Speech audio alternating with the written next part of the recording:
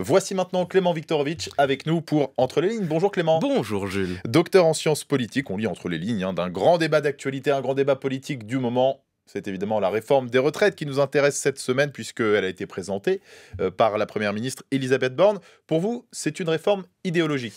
Oui, il me semble, oui. En tout cas, c'est au moins une réforme importante. Après tout, les retraites, ça fait partie de ces rares enjeux qui impactent directement la vie de tous les Français. Mais je vais essayer de vous expliquer que cette réforme, elle est en fait encore plus importante que ce qu'on croit. Commençons par le commencement en rappelant que, oui, si on suit les prévisions du Conseil d'orientation des retraites, le régime risque effectivement d'être en déficit sur les 20 à 25 années qui viennent. Alors, un déficit temporaire, un déficit limité, mais un déficit quand même, et si c'est le cas, il va bien falloir le combler. Toute la question, c'est comment. Et là, de nombreuses options étaient sur la table. On aurait pu mettre à contribution les entreprises, on aurait pu fiscaliser l'épargne salariale, augmenter légèrement les cotisations, bref, il y avait plein de solutions. Le gouvernement a choisi de reporter l'âge de départ, ce qui revient avant toute chose à faire travailler plus longtemps les personnes qui ont commencé à travailler le plus tôt. Qu'est-ce qui explique ce choix d'après vous? Eh bien voilà toute la question. Qu'est-ce qui explique en effet ce refus absolu de ne serait-ce que considérer une autre source de financement? Eh bien je vais vous répondre. Parce que derrière, l'enjeu, c'est notre modèle de société. Et pour le comprendre, il faut remonter d'un cran en posant une question que personne ne pose. C'est quoi, au fond, la retraite? Alors, en pratique, bien sûr, c'est simple. La retraite, c'est quand on arrête de travailler. Mais d'un point de vue socio-économique, c'est en fait beaucoup plus compliqué. Les sociologues Bernard Friot et Nicolas Castel nous expliquent qu'il existe en réalité deux conceptions concurrentes de ce qu'est la retraite. Dans une perspective libérale, la retraite, c'est du revenu différé. Toute leur vie, les travailleurs consacrent une part de leur salaire aux cotisations retraite et quand ils sont trop vieux pour travailler, ils touchent une pension qui dépend de ce qu'ils ont cotisé au cours de leur vie et qui leur permet de bénéficier d'une période de repos et de loisirs avant la mort. Mais il y a une autre manière de voir les choses, qui consiste à envisager la retraite non comme du revenu différé, mais comme la continuation du salaire tout au long de la vie. La collectivité décide de se cotiser pour que tous les travailleurs, à un moment de leur vie, puissent bénéficier d'un temps libéré. Les individus continuent de percevoir leur salaire, qui leur permet de décider eux-mêmes de quelle manière ils veulent être utiles, contribuer, exister au sein de la société.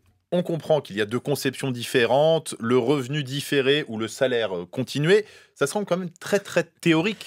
Oui, je sais Jules, on dirait que je suis en train de couper les cheveux en quatre, mais sauf qu'en fait pas du tout. En France, au lendemain de la Seconde Guerre mondiale, c'est en fait assez largement le second modèle qui s'impose, la retraite comme salaire continué, et ça a des conséquences pratiques. C'est pour ça, par exemple, qu'on a décidé de calculer le montant des pensions de retraite sur les 6 derniers mois des fonctionnaires et les 10 meilleures années des salariés, pour que leur retraite soit une continuation de leur meilleur salaire. C'est pour ça qu'à l'époque, on a indexé les pensions de retraite sur les salaires, pour que le pouvoir d'achat des retraités suive la même évolution que celui des autres salariés. C'est pour ça qu'on a pris la décision d'avancer l'âge de la retraite à 60 ans pendant le septennat de François Mitterrand pour que les travailleurs disposent d'un temps de liberté toujours plus grand. Pour la société, les conséquences sont extrêmement concrètes. C'est grâce à cela, par exemple, que la France bénéficie d'un tel tissu associatif. Un tiers des retraités sont bénévoles dans une ou plusieurs associations. C'est l'équivalent tout de même de 90 000 emplois temps plein. C'est là-dessus aussi que repose une grande partie de nos vies familiales en France. Les grands-parents assurent 23 millions d'heures de garde d'enfants par semaine, c'est-à-dire autant que les assistantes maternelles. Ce qui justifie donc l'idée de ce salaire continué pour tous ces services rendus. Est-ce que c'est toujours le modèle qui domine actuellement? Eh bien justement, Jules, de moins en moins. Les réformes qui se sont succédées depuis les années 90 ont visé à détricoter cette conception initiale de la retraite. Les pensions aujourd'hui ne sont plus indexées sur les salaires, mais sur les prix. Elles augmentent donc moins vite. Dans le privé, elles ne sont plus calculées sur les 10 meilleures années, mais sur les 25 dernières. Le taux de remplacement, c'est-à-dire l'écart entre ce que vous touchiez comme salarié et ce que vous touchez comme retraité, n'a cessé de se creuser. Les travailleurs sont de plus en plus incités à prendre une épargne complémentaire. Bref, tout cela va dans le sens d'une conception très libérale de la retraite. Et il en va de même pour la réforme actuelle. en exigeant que ce soit les travailleurs qui, en travaillant davantage, équilibrent à eux seuls les déficits du système, le gouvernement assume et affirme sa conception des retraites comme un revenu différé. Et tant pis si, quand vous pouvez enfin vous arrêter, vous êtes trop malade ou trop abîmé ou trop fatigué pour utiliser votre temps comme vous l'auriez voulu. Au contraire, le gouvernement aurait pu décider de faire ce que la France a fait en réalité durant toute la seconde moitié du XXe siècle, c'est-à-dire augmenter très légèrement et très progressivement les cotisations des salariés ou des entreprises sur de longues années pour, coûte que coûte, préserver ce temps libéré, ce temps non subordonné à la fin de la vie.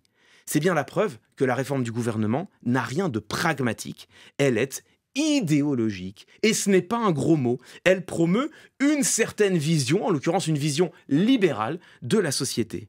Est-ce que cette vision nous convient ? Ça, en revanche, c'est à chacun et chacune d'entre nous qu'il appartient désormais de le décider. Et mise en perspective, mise en sens de ce débat d'actualité, la réforme des retraites avec votre regard. Clément Viktorovitch, avec nous tous les dimanches sur France Info.